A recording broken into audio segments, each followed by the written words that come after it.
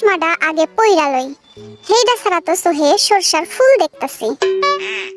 যাই দেখি খাওনের কিছু পাই কিনা। দেহটা কেন জানি নড়তাছে না।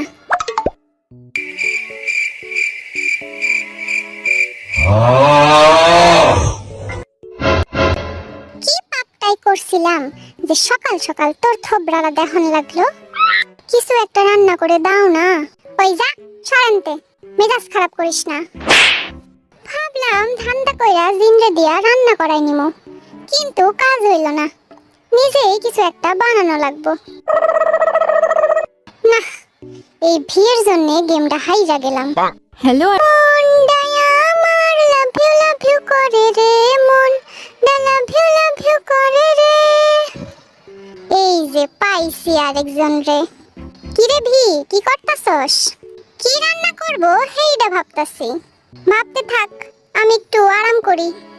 আরাম করাচ্ছি তোর দ্বারা। জাঙ্কুক, তুই আমারে কতটা ভালোবাসিস?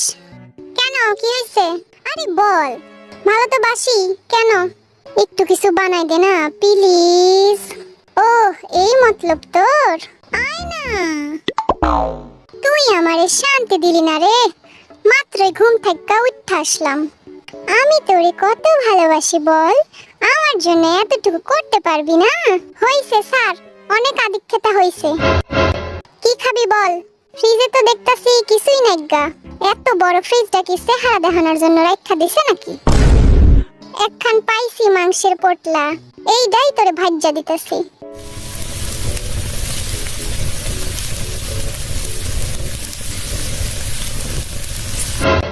এই অকর্মার ঢেকি, সাবধানে কাজ কর। না, আমার জিবা দিয়া পানি পড়তাছে।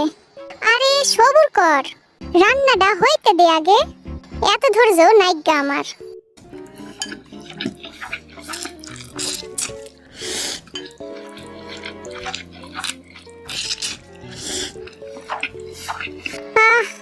পেট শান্তি তো দুনিয়া শান্তি।